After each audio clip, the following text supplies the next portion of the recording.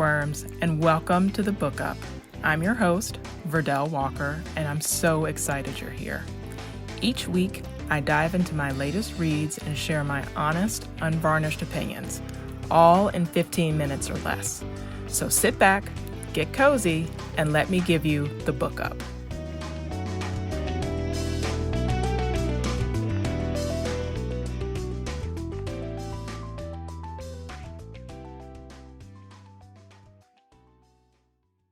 Today's book is Isola by Allegra Goodman. It's historical literary fiction based on a true story published by the Dial Press, an imprint of Penguin Random House. The print edition is 400 pages and is also available as an eBook and an audiobook. Here's the summary. Heir to a fortune, Marguerite is destined for a life of prosperity and gentility.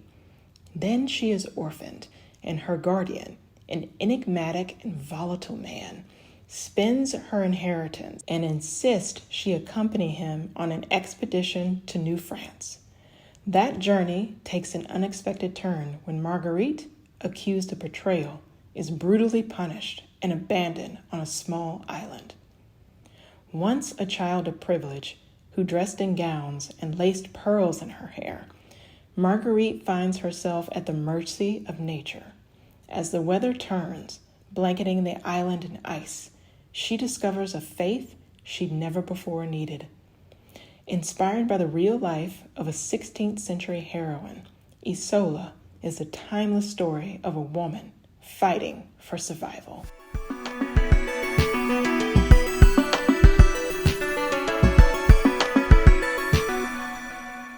So I picked up Isola for a couple of reasons. First, and most importantly, one of my listeners recommended it to me in the comments of an Instagram post, so thank you for that. Second, it's a Reese's Book Club pick. She tends to have good taste. Third, it was prominently displayed at my local library, and those folks really have good taste. And fourth, I love historical fiction, as listeners know, so I was intrigued. This was an emotional book that was so well written and also not at all what I expected. Yes, it's a survival tale. It's a story of one woman's courage and resilience, but it's also a book about faith and doubt. I was horrified to learn that this was based on a true story. You know, in the book, Marguerite, her nurse, and her lover are stranded on a deserted island by Roberval, her guardian. They spend years on this island having to hunt and scavenge for food. Even so, they are starving at times and always cold. Marguerite is attacked by polar bears. Twice! And she endures incredible loss during this time of some of the people who are close to her. I was struck by her emotional journey as much as I was by the tale of her survival. Marguerite goes from the pinnacle of society to the absolute bottom. The losses that she endures make her question God. And that questioning really resonated with me because as I was reading this novel, I was going through a long, ongoing period of difficulty. That still is at the time of this recording. And, you know, the questions that she asked mirrored the ones that I was asking. Where is God? Why is this happening? Does he care?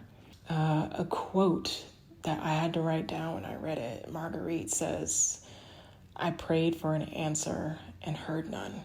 You know, I had to put the book down at that point. I have long thought that faith without doubt is worthless because it means that you are not actively engaging with your faith. You are not wrestling with it. You are blindly accepting things without using the common sense and the intelligence that are divinely inspired in you, and that you are simply not growing in your faith. A lack of doubt and questioning, to me, is a sign of spiritual immaturity and stagnation. And I was really surprised to see those themes in a novel. And, you know, I wasn't really prepared to engage with those themes, you know, in a piece of elevated literary fiction, but After I finish this book, I feel like I am the better for reading it. It came at the right time.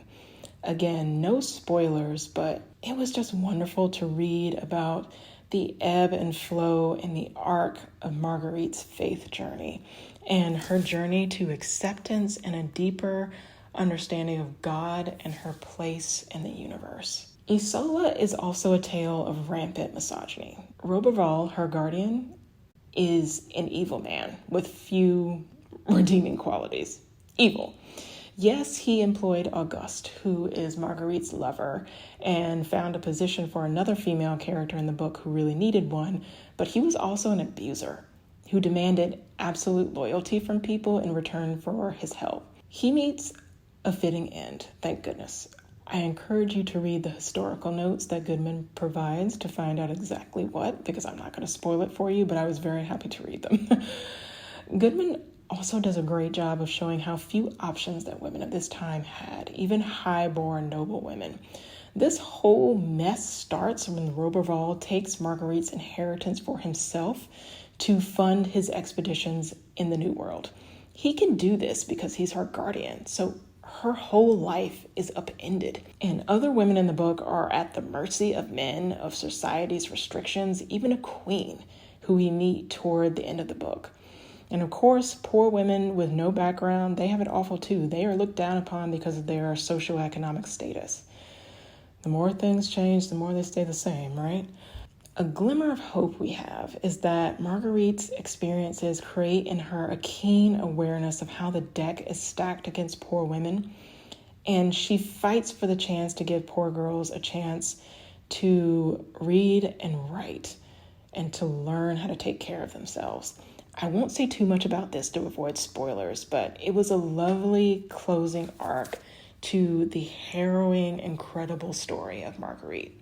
Isola reminded me in many ways of another favorite book of mine, The Vaster Wilds by Lauren Groff. If you've read that book, you will dig this one. And if you love Isola and you want something more in that vein, I encourage you to pick up The Vaster Wilds. I give Isola 5 out of 5 stars. I loved the writing. I loved Marguerite's emotional journey and her maturation. It was propulsive. I couldn't put it down. It was just a great story. I found myself thinking about it whenever I wasn't reading it, just yearning to get back to it. That's how you know it's a great book. I am so glad that Allegra Goodman chose to bring this incredible woman's story to life.